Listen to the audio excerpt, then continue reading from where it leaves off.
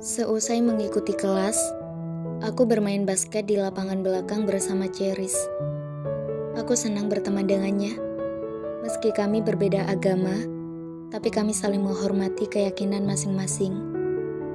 Kesamaanku dan Ceris adalah kami sama-sama tidak ingin pacaran.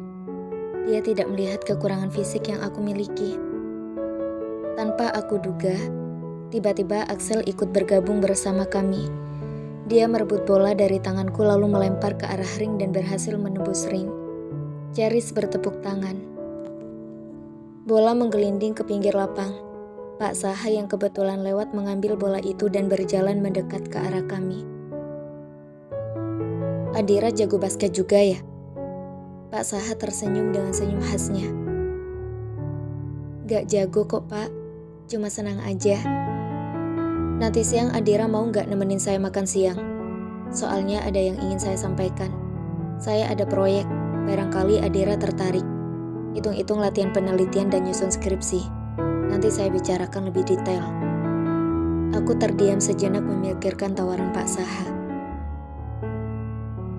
Harus ya, makan siang berdua, celetuk Axel. Yang gak berdua juga, ada mahasiswi lain yang akan ikut. Mahasiswi semester akhir. Lanjut Pak Saha. Baik mas, maksud saya Pak, terima kasih banyak. Aku tersenyum senang. Aku masih saja salah memanggil. Di luar kampus aku memanggilnya mas. Kami sudah saling mengenal sejak kecil. Beberapa kali orang tuaku bersilaturahim ke rumah orang tuanya. Begitu juga Tante Nara dan Om Argan. Mereka juga kerap bersilaturahim ke rumah. Baik Adira, terima kasih ya. Mas tunggu. Maksud saya Bapak tunggu di kantin ba'da zuhur. Pak Saha mengulas senyum lalu berbalik. Berlalu dari lapangan. Cie, Mas. Panggilannya mesra amat. Langsung menerima tawarannya tanpa pikir-pikir. Cibir Axel. Iyalah, kapan lagi ditawarin makan siang sama dosen ganteng? Jawabku sekenanya. Ho ho ho. Ini nih, kelakuan aktivis anti pacaran. Ternyata jelalatannya. Axel menatapku kesal. Jelalatan itu untuk sesuatu yang negatif. Aku dan Mas Saha mau membicarakan proyek penelitian. Aku sengaja menyebut Pak Saha dengan panggilan Mas agar dia semakin panas. Bilang aja nyari-nyari kesempatan liatin dosen ganteng. Ujar Axel ketus. Faktanya dia emang ganteng, sahutku ringan. Axel tersenyum sinis. Ganteng, karismatik, pinter, apalagi? Tanyanya sewot. Ramah, cool, baik, dewasa, gak kolokan, bijak, religius, cocok deh jadi suami idaman. Jawabku santai. Aku lihat raut wajah Axel terlihat geram. Ceris, dia memanggil Ceris yang tengah mengikat tali sepatunya. Apa om? Minta nomor temanmu yang cantik itu ya, yang satu kos sama kamu, yang rambutnya panjang, cantik, seksi, kulitnya mulus. Mau aku ajak makan malam? Aku melongo sejenak. Dia mengatakan itu semua dengan begitu santai. Entah kenapa aku jadi kesal begini. Bukankah dia mau makan sama siapa itu bukan urusanku. Aneh, kenapa aku kesal? Aku duduk di distro dan mengedarkan pandangan ke segala sudut. Ku hembuskan nafas pelan. Entah kenapa rasanya begitu lelah. Tadi siang aku memenuhi ajakan Mas Saha untuk makan siang bersama. Selain aku, ada seorang mahasiswi juga yang diajak. Aku masih mempertimbangkan apakah aku akan ambil bagian dalam proyek tersebut atau tidak. Waktunya bertabrakan dengan ujian. Lamunanku terbangun kalau aku lihat derap langkah sepasang muda-mudi memasuki distro. Axel datang bersama seorang perempuan. Gadis cantik berambut panjang yang aku lihat sering bersama Ceris di kampus. Apa dia cewek yang dimaksud Axel saat ia menerima nomor ponselnya pada Ceris? Jadi benar, Axel mengajaknya makan malam. Axel menatapku datar. Sepertinya mendatangi distro ini juga menjadi agendanya karena sengaja ingin memanasiku. Aku tak akan terpengaruh. Jika dia pikir caranya ini berhasil mencari perhatianku, maka ia salah. Aku akan berlagak cuek padanya. Mereka memilih-milih baju. Kupandangi lekat gadis itu. sesuai dengan apa yang digambarkan Axel tentangnya. Cantik, berambut panjang, seksi, dan kulitnya mulus. Ah, apa peduliku? Kenapa aku harus dipusingkan dengan hal-hal tidak penting seperti ini? Please, girl, don't waste your time just to think about him. I don't even know why I'm being so silly right now. Aku amati mereka, berlagak seperti paparazzi yang kepo dan ingin tahu apa yang mereka pilih. Bahkan mereka berbincang lirih. Apa sedang membicarakanku? Sungguh, seharusnya aku tak peduli dengan apapun yang dilakukan Axel. Aku tak perlu bersikap bodoh seperti gadis-gadis lain yang mata hatinya tertutup karena mengidolakan orang seperti Axel.